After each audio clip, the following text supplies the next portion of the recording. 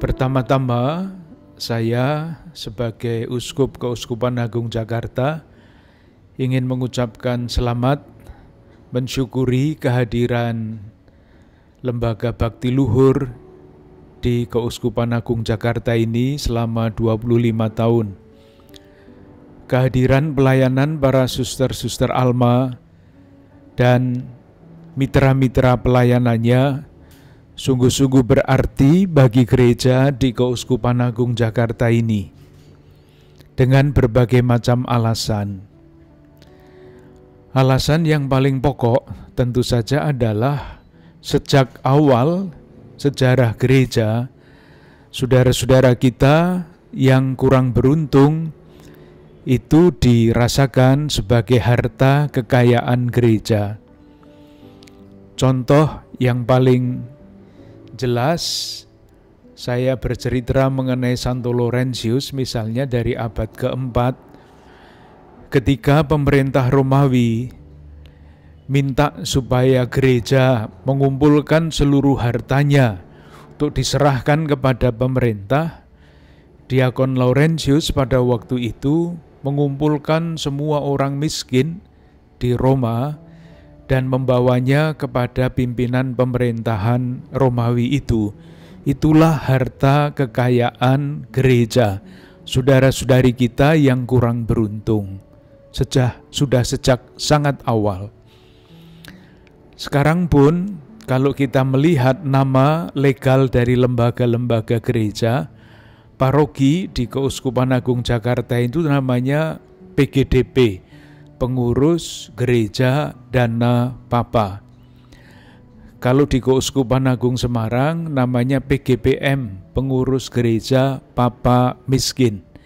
Di istilah-istilah seperti itu menunjukkan hakikat gereja, bahwa saudari-saudara kita yang kurang beruntung, yang miskin, tersingkir, difabel, berkebutuhan khusus, ini adalah harta milik gereja yang sangat penting. Dan tentu ini bukan penemuan gereja, tetapi mengikuti Yesus Kristus yang sejak awal memang memberi perhatian yang lebih kepada saudari-saudara kita yang kurang beruntung. Itu yang pertama. Yang kedua, kalau kita melihat dari perkembangan peradaban manusia, salah satu yang bisa dikatakan adalah semakin saudara-saudari yang kurang beruntung diperhatikan, semakin beradablah atau semakin tinggilah keadaban dari masyarakat itu.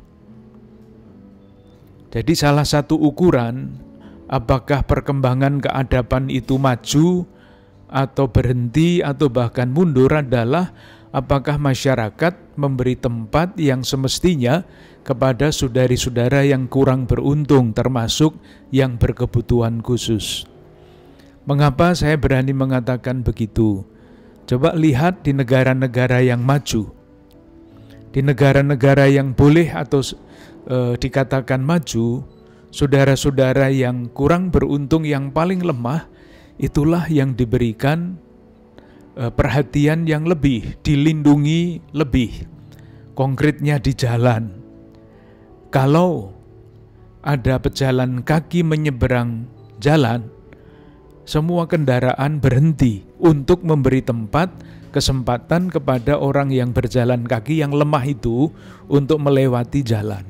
Ini salah satu tanda yang penting bagi maju, berhenti atau mundurnya peradaban. Belum lagi kalau kita omong berdasarkan Pancasila, sila kedua bunyinya kemanusiaan yang adil dan beradab.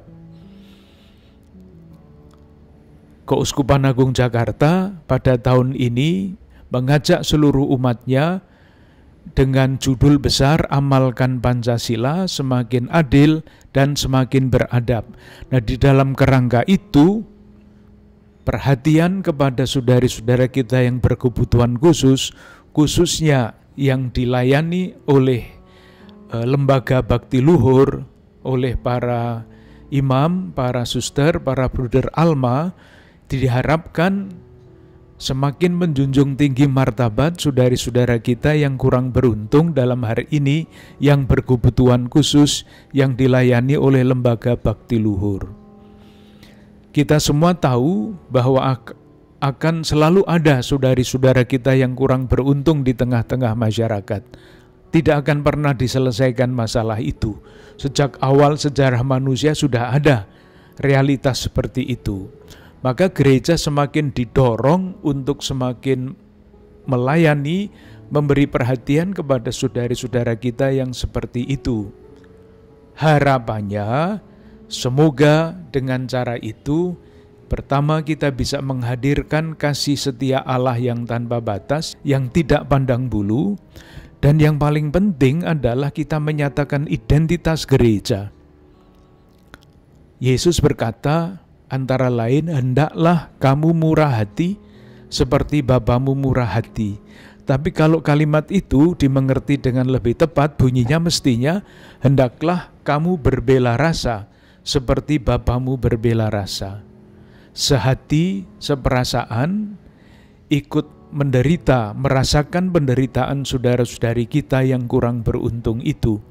Dengan demikian, jati diri gereja yang ingin menjadi murah hati, berbela rasa seperti Bapa berbela rasa, menjadi semakin jelas ketika gereja memberi tempat, perhatian kepada saudari-saudara yang kurang beruntung, yang kecil, lemah, miskin, tersingkir, dan berkebutuhan khusus. Dan itulah yang dikerjakan oleh lembaga bakti luhur.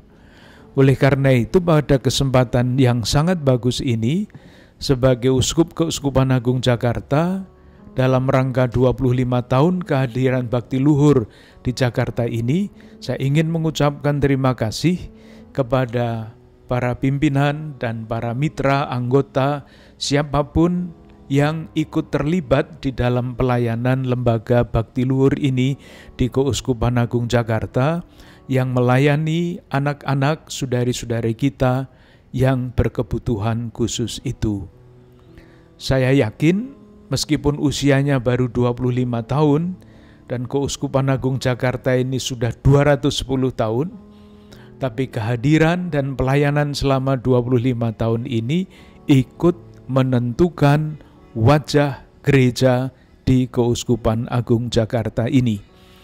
Oleh karena itu sekali lagi saya ucapkan selamat atas kehadiran 25 tahun di Keuskupan Agung Jakarta.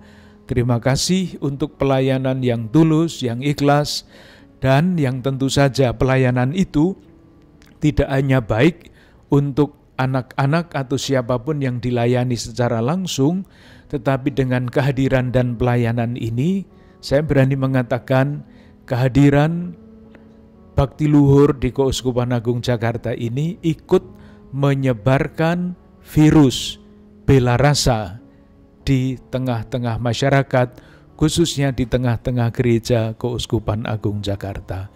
Semoga Tuhan selalu mendampingi, menguatkan, dan terus mendorong semakin banyak orang untuk ikut berbela rasa, mendukung karya yang luhur dan mulia ini.